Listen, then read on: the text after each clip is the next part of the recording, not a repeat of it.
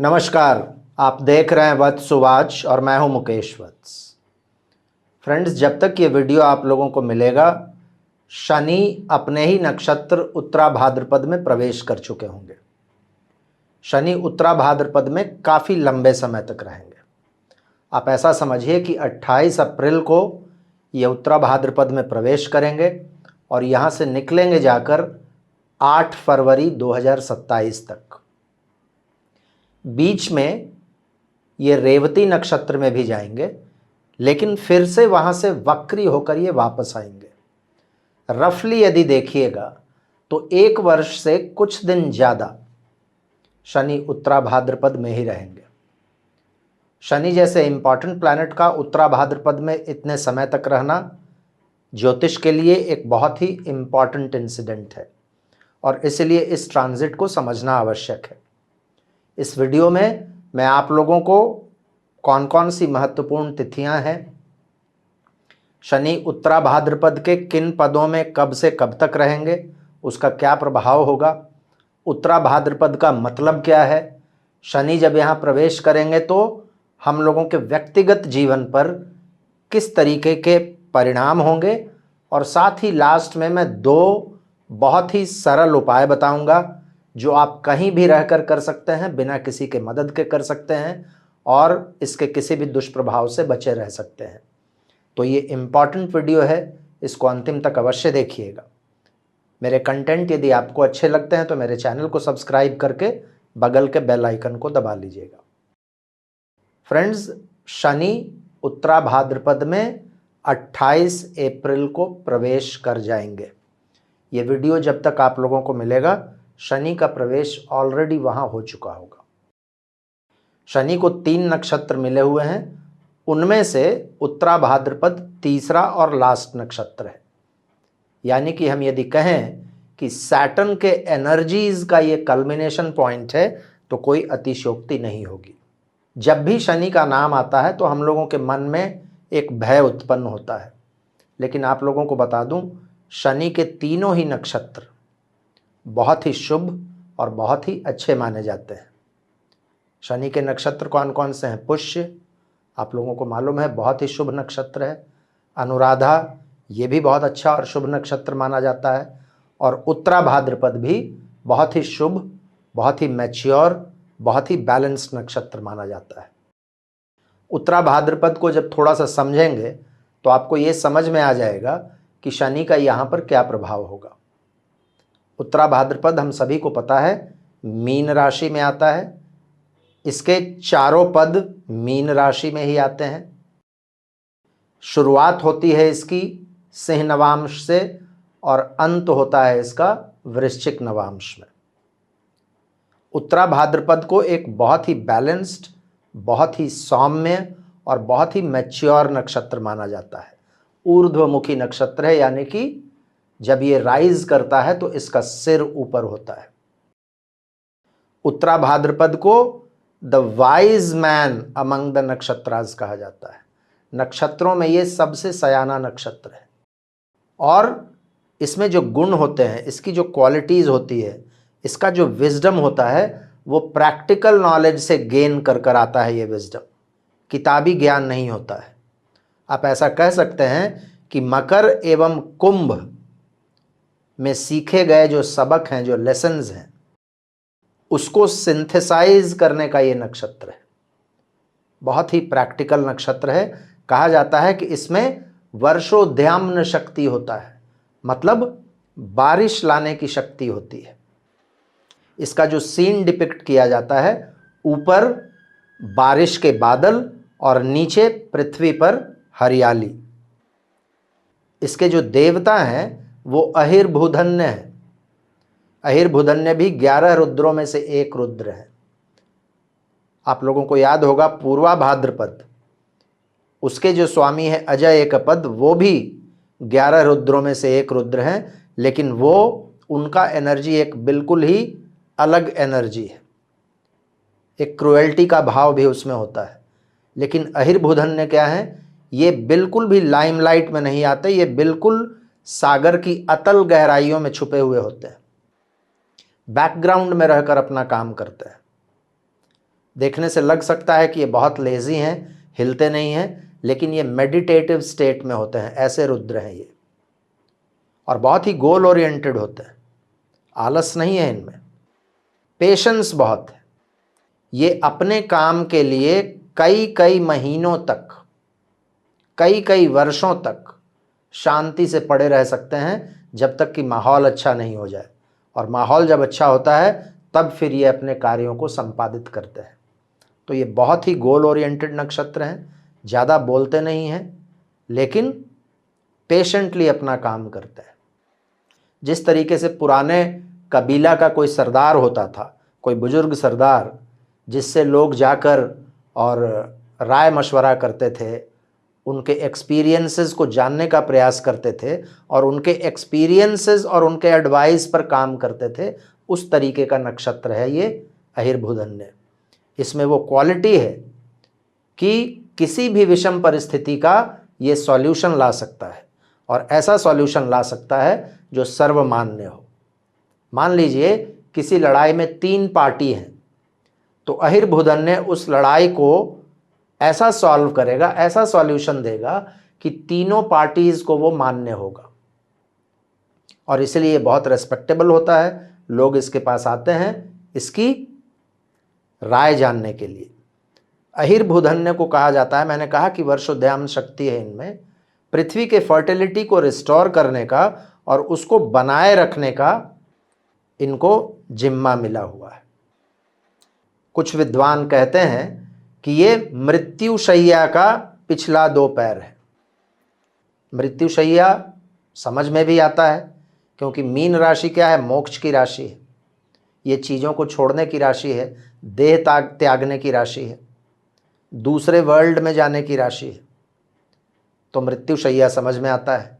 कुछ विद्वान ये भी मानते हैं कि नहीं नहीं, ये मृत्युशैया नहीं बल्कि निद्रा का जो बेड होता है, स्लीपिंग बेड होता है, उसका पिछला पैर है।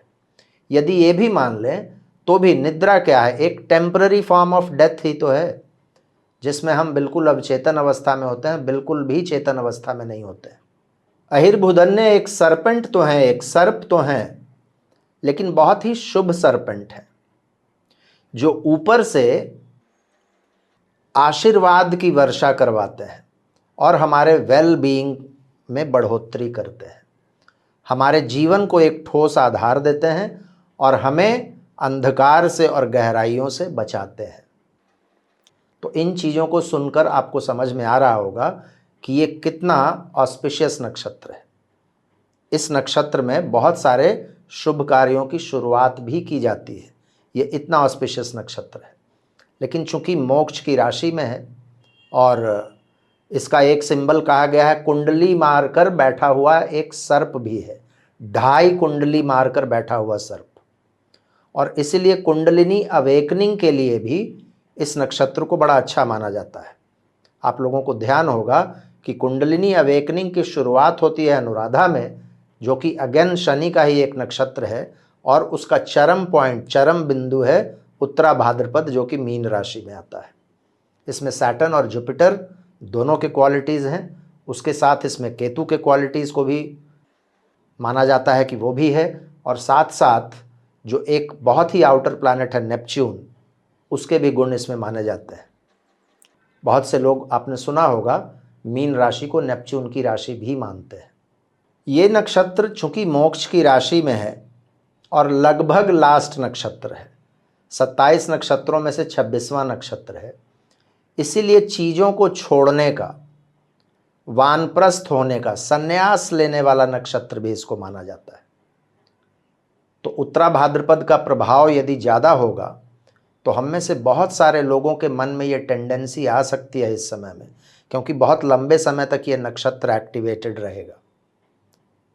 याद रखिए 2027 फरवरी तक शनि यहीं रहेंगे। तो इस समय में हम में से बहुत सारे लोगों को कुछ चीज़ों को छोड़ने की टेंडेंसी होगी, लेकिन याद रखिएगा अच्छे चीज़ों को मत छोड़िएगा। अपनी बुरी चीज़ों को त्यागने के लिए, सेल्फ डिसिप्लिन लाने के लिए, प्रैक्टिकल बनने के लिए, वाइज बनने के लिए ये बड़ा ही अच्छा समय हम लोगों के लिए हो सकता है। चूँकि शनि और गुरु जैसे 2 अलग अलग स्वभाव के प्लैनेट्स का इस पर प्रभाव है, इसलिए कभी कभी ये व्यक्ति को थोड़ा सा अनप्रिडिक्टेबल भी बना सकता है। ये बहुत अच्छा डिसीजन मेकर तो होता है, लेकिन इसका डिसीजन किस डायरेक्शन में जाएगा उसको प्रिडिक्ट करना काफ़ी मुश्किल होता है। इस नक्षत्र में एक नेगेटिव चीज़ ये भी है कि इसको गुस्सा बहुत आता है, और इसका जो गुस्सा होता है वो चला तो तुरंत जाता है, लेकिन ऐसे समय में जब उत्तरा भाद्रपद एक्टिव हो तो उस समय में यदि किसी ने कोई लड़ाई छेड़ दिया या किसी के साथ दुश्मनी मोल ले ली तो वो फिर काफ़ी लंबे समय तक चलता है। ऐसा व्यक्ति अपने गुस्सा को अपने मन ही मन में वो इससे जलता रहता है और उस समय का इंतज़ार करता रहता है कि कब वो बदला ले। यदि अच्छा काम करने के लिए बहुत पेशेंस है तो बदला लेने के लिए भी इसमें बहुत पेशेंस होता है। तो ये नेगेटिव क्वालिटी है। पॉजिटिविटी में क्या कर सकता है, ये व्यक्ति को बहुत आध्यात्मिक बना सकता है, बहुत ज्ञानी बना सकता है, बहुत अच्छा ओरेटर बना सकता है, बहुत अच्छा नेगोशिएटर बना सकता है, एक इंस्पायरिंग स्पीकर बना सकता है, एक प्रॉब्लम सॉल्वर बना सकता है, एक पेशेंट लिसनर जो बहुत ही धैर्य से किसी को सुनता है वो क्वालिटीज़ दे सकता है। ये व्यक्ति को बहुत डिसिप्लिन्ड बना सकता है, बैलेंस्ड बना सकता है। परिवार के प्रति ये नक्षत्र बहुत ही समर्पित होता है, रिस्पॉन्सिबिलिटीज़ को लेने वाला होता है। और बहुधा ऐसा भी देखा गया है कि ऐसे लोगों को सडन इनकम भी होता है। खास करके उत्तरा भाद्रपद का प्रभाव यदि किसी पर ज़्यादा हो या उत्तरा भाद्रपद यदि एक्टिव हो आपकी कुंडली में, जैसा कि अभी शनि एक्टिव करेंगे, तो यदि आपकी कुंडली में ऐसे योग हैं तो सडन बेनिफिट्स भी मिलता है व्यक्ति को, गिफ्ट्स के द्वारा, इनहेरिटेंस के द्वारा। तो ये सब इसका पॉजिटिव पक्ष है।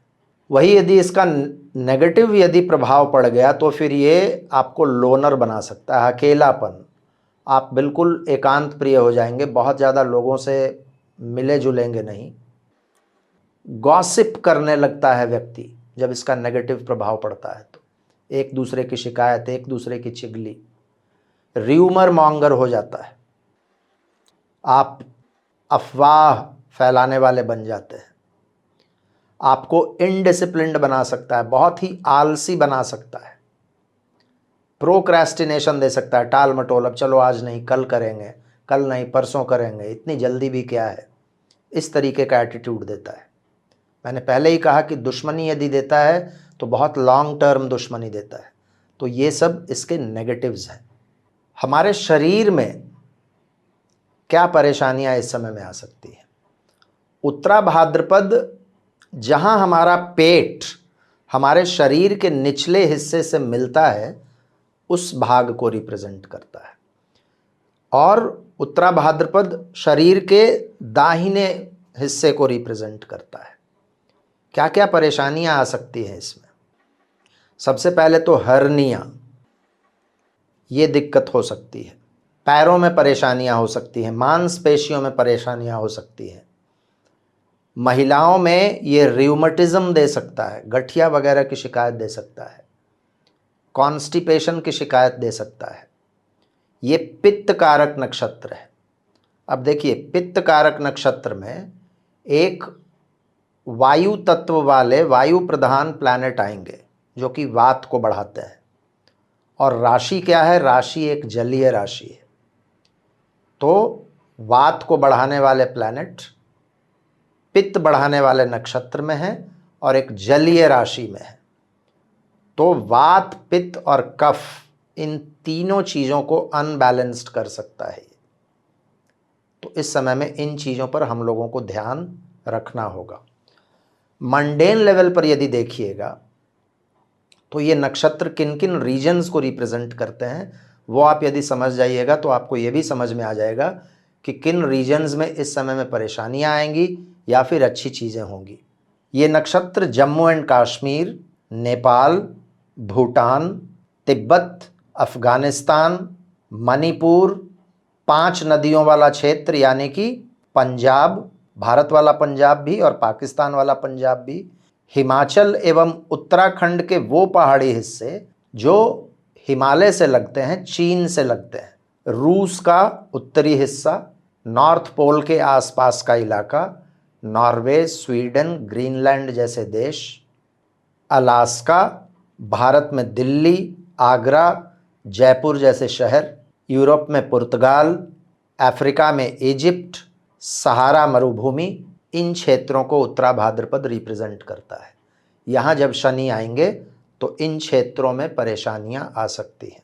प्रोफेशन में वैसे प्रोफेशंस को उत्तरा भाद्रपद रिप्रेजेंट करता है जिसमें बैठे रहने का काम ज़्यादा है, जैसे लाइब्रेरियन, जैसे वॉचमैन, जैसे क्लर्क, आजकल जो कंप्यूटर ऑपरेटर्स होते हैं, अकाउंटेंट्स होते हैं, वैसे प्रोफेशंस को रिप्रेजेंट करता है। मंत्र तंत्र से जुड़े हुए लोग, योगा प्रैक्टिशनर्स, किसी भी तरीके का प्राणिक या रेकी हीलर्स, किसी भी तरीके की हीलिंग करने वाले, जो भी मठाधीश हैं, साधु हैं, ऐसे लोगों को ये रिप्रेजेंट करता है। जो भी रिसर्चर्स हैं, रिसर्च स्कॉलर्स, इसके अलावे फार्मास्यूटिकल इंडस्ट्री में काम करने वाले लोग, ऐसे प्रोफेशंस को उत्तरा भाद्रपद रिप्रेजेंट करता है। यहाँ जब शनि इतने लंबे समय तक रहेंगे तो इन प्रोफेशंस पर भी इसका प्रभाव होगा। अब हम लोग आते हैं कि उत्तरा भाद्रपद में जब शनि रहेंगे तो हमें क्या रेमेडीज़ करने चाहिए। मैं आप लोगों के स्क्रीन पर 2 मंत्र दे रहा हूँ, छोटे से मंत्र हैं। इन मंत्रों को यदि आप करेंगे या कोई एक मंत्र भी आप करते हैं तो ये इसके लिए बहुत अच्छा रेमेडी है। पहला मंत्र है नीलग्रीवा क्षितिकंठा दिवः रुद्रा उपाश्रिता तेषाम सहस्रयोजनेव धनवानी तन्मसि। दूसरा मंत्र है, ये चिर परिचित मंत्र है, आप लोग जानते होंगे, इसको रुद्र गायत्री भी कहा जाता है। मंत्र है ओम तत्पुरुषाय विद्महे महादेवाय धीमहि तन्नो रुद्र प्रचोदयात्। इन 2 में से कोई भी एक मंत्र का आप यदि रोज दिन पाठ करते हैं तो ये इस एनर्जी को बैलेंस करने के लिए बहुत अच्छे मंत्र हैं। उत्तरा भाद्रपद का यदि बीज अक्षर देखिएगा तो वो शम है। तो ओम शम, यदि इस बीज मंत्र को आप यदि एक माला रोज कर लेते हैं तो बहुत अच्छा है। बहुत सारे प्रदेशों में शम का उच्चारण लोग नहीं कर पाते थे, वहाँ श को ह कहा जाता है। बहुत सारे प्रदेश ऐसे हैं, वहाँ पर ओम हम इस मंत्र को भी कर सकते हैं आप ओम शम के बदले। इसके अलावे भगवान शिव की पूजा, भगवान विष्णु की पूजा, ये दोनों ही बहुत अच्छी मानी गई है। बहुत सारे लोग अहिर्भुदन्य को भगवान विष्णु के शेषनाग से जोड़कर देखते हैं और बहुत सारे विद्वान शिवजी के गला में जो सर्प होता है उसके साथ भी जोड़कर देखते हैं। तो ये एक ऐसा नक्षत्र है जो भगवान शिव और विष्णु दोनों के एनर्जीज़ को रिप्रेजेंट करता है। आप इनकी पूजा यदि करते हैं तो बहुत अच्छा है। तो इन रेमेडीज़ को आप यदि करते रहिएगा तो बिल्कुल ठीक रहिएगा। मुझे उम्मीद है फ्रेंड्स कि उत्तरा भाद्रपद से संबंधित बहुत सारी जानकारी मैं आप लोगों को दे पाया होऊंगा। शनि के उत्तरा भाद्रपद में आने से हर नक्षत्र पर क्या प्रभाव पड़ेगा तारा सिद्धांत के अनुसार, वो एक लंबा वीडियो होगा, वो इसके बाद मैं आप लोगों को दूंगा। उस वीडियो को भी अवश्य देखिएगा तो माइन्यूट लेवल पर अपने जन्म नक्षत्र के अनुसार आपको समझ में आ जाएगा कि ये शनि का प्रभाव लगभग 13 महीनों के लिए किस प्रकार का होगा आप लोगों के लिए। यदि आप लोगों को वीडियो अच्छा लगा हो तो इस वीडियो को लाइक कीजिएगा और भी मित्रों के साथ शेयर कीजिएगा। अपना प्यार, अपना आशीर्वाद इसी तरीके से मुझ पर बना कर रखिएगा। आज मैं अपनी वाणी को यहीं विराम देता हूँ। फिर से मुलाकात होगी अगले किसी वीडियो में किसी और विषय के साथ। तब तक के लिए बहुत बहुत धन्यवाद। हर हर महादेव। भारत माता की जय।